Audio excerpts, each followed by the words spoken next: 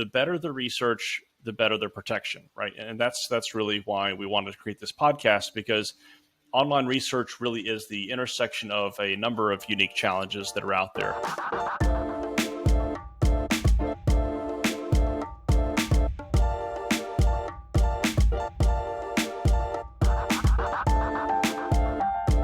Hey everyone, welcome to NeedleStack, the podcast for professional online research.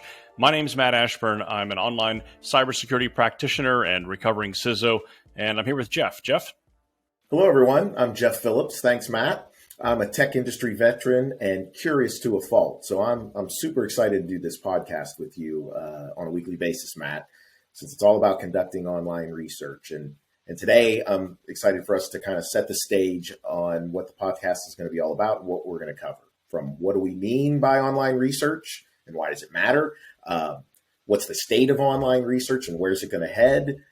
And then most importantly for our listeners, I think, how can we do it better? So Matt, let's start there. I mean, how can we get better at doing it online research? Well, there's a lot of things we can do, right? So one is to make sure that we're aware of the tactics and techniques that are out there that we can take advantage of, right? That's really important. And, that's part of what we hope to accomplish with this podcast, right? So that's really the point of this podcast, is how we can make research better. We created NeedleStack to help showcase those techniques and tools and all those real world stories and to help share those to improve the ability for folks to perform online research, as well as increase the quality of the investigations and hopefully some efficiency, and keep yourself and organization protected while you're doing all this research work. Nowadays, a lot of tools are available, right? And in many cases, lots of tools today that we didn't have before, better tools we've ever had, but the total amount of information is also much greater than it ever has been. And it can seem like you're looking for a needle in a stack of needles, hence the name NeedleStack. That's why it's called that, because research is really tough. Doing online research really well is even tougher. And that challenge grows bigger every day. And we need to be much smarter about using the wealth of information that's out there. And that makes a lot of sense to me. I in my day job get to talk to a lot of different organizations, different practitioners that have to do online research. And it's amazing to me how many different types of people have to do things that are safe, do them securely, that there's issues here. I mean, when we're talking about people researching across, whether it's the surface web, the deep web, the dark web, but they're all trying to find information, different connections that are all around achieving a goal. And that can be what you'd expect. So law enforcement doing criminal investigations, could be in the financial sector, dealing with fraud, from financial fraud up to money laundering. I've talked to people in the security operations center, so cybersecurity specialists, when they're dealing with threat intelligence and different things that are impacting the company from that perspective. Things like trust and safety teams that are all about protecting online user communities. So they've got to do a lot of sensitive research. We see lots of stuff going on in the social media space these days. Even just from, I'll call it plain corporate research, but that it's got different elements. If you're dealing with things like intellectual property or, companies that are considering doing M&A activities or protecting executives, so they're online researching, which, like I said, I like to do on Google myself, but that it's got a different level to it. Yeah, that's true. And, the other thing to note there is that the industries, I guess, that you listed there, the job titles that you listed there, very few of them have research or investigation in the job title, right? So you mentioned security operations centers. Most of my career was spent standing up cybersecurity operations centers around the government. And, that's an important component, doing research, making sure that you have the right information at the right time so you can do the rest of your job successfully. So even if research isn't in your job title specifically, it's still an important component of the job that you do. Absolutely. That makes a lot of sense. I've even heard people talk about it from an OSINT perspective for any of our people that come into this from an intelligence community perspective. So open source intelligence, as for those that are really professional about doing online research. That's not where my world is compared to those other types of users, but definitely different sets of skills here in terms of online research. So what do you think? What matters when you're talking about? It's like, why is online research so important for these different these different teams, these different groups, these different roles. Yeah, it all goes back to protection, right? And the examples you gave, whether you're a law enforcement officer doing a criminal investigation or somebody working as a fraud analyst preventing some kind of financial fraud, or maybe a trust and safety analyst that's trying to prevent misinformation or disinformation or abuse of a platform.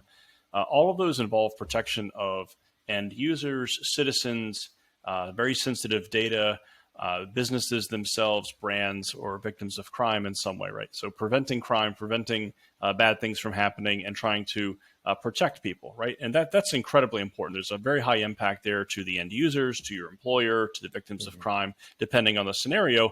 And the better the research, the better the protection, right? And that's really why we wanted to create this podcast, because online research really is the intersection of a number of unique challenges that are out there. And it's increasingly important in the use cases that you just mentioned.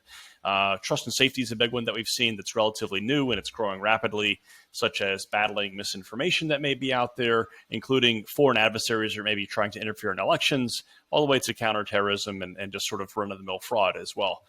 It requires a mix of skill levels, right? Because you have to hire very quickly. So you may have people that have varying skill levels. And some of these use cases are very new. In the commercial side of the house, use cases may be newer. People could be coming from different backgrounds than, let's say, in the government sector or the law enforcement sector. And so you're going to have different levels of tradecraft sophistication as well. That makes a lot of sense. You have those different skills. If I think about a few of the stories I've heard from some of the practitioners out there, it made me realize that there's potential impacts too, be it retaliation or against the organization or against a given analyst or researcher. You'll hear us, we'll tend to use the researcher, analyst, investigator interchangeably, but whether sometimes getting presented false information, some examples, I literally have spoken with someone working at a social media company that was doing some of that kind of trust and safety activity that was around counterterrorism, ended up off of that platform, spending time in different forums, different sites, looking and trying to understand what was going on their platform.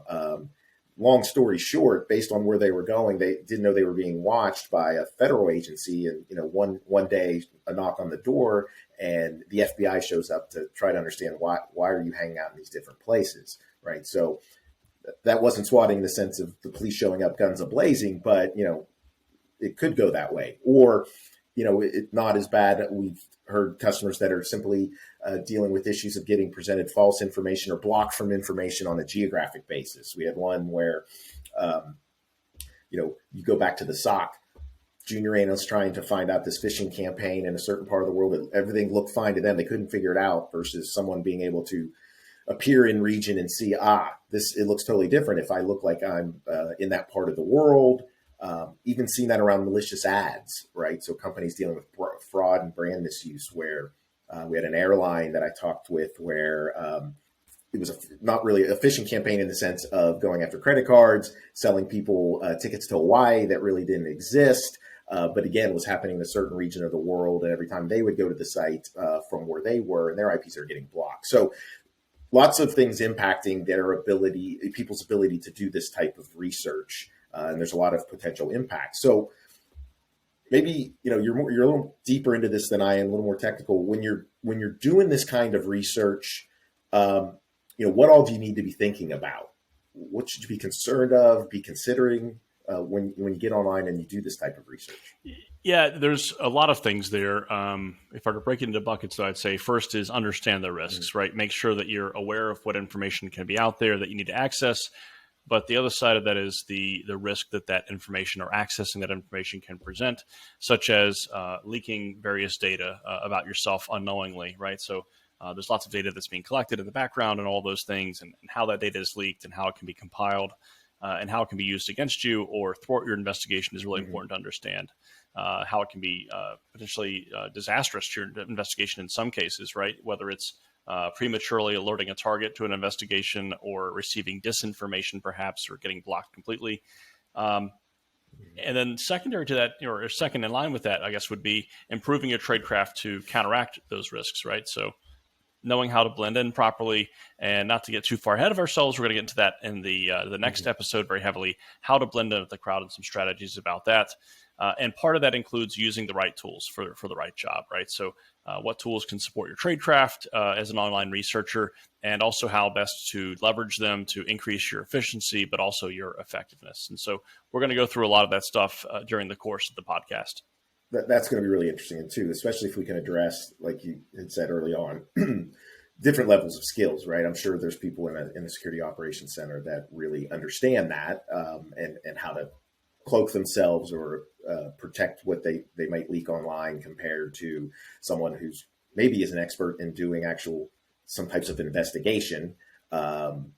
As we were talking about, like in the trust and safety world, they're very good at that part of the job, but they're not an IT or a security type of specialist. So that when you take that mix of people that have to do sensitive research online with a mix of skills, and then bring in some of those ramifications, which you mentioned, from impacting the company to impacting myself from a retaliation perspective, we're just spooking someone away, that makes for some interesting dialogue over our weekly podcast. So, I'm looking forward to it.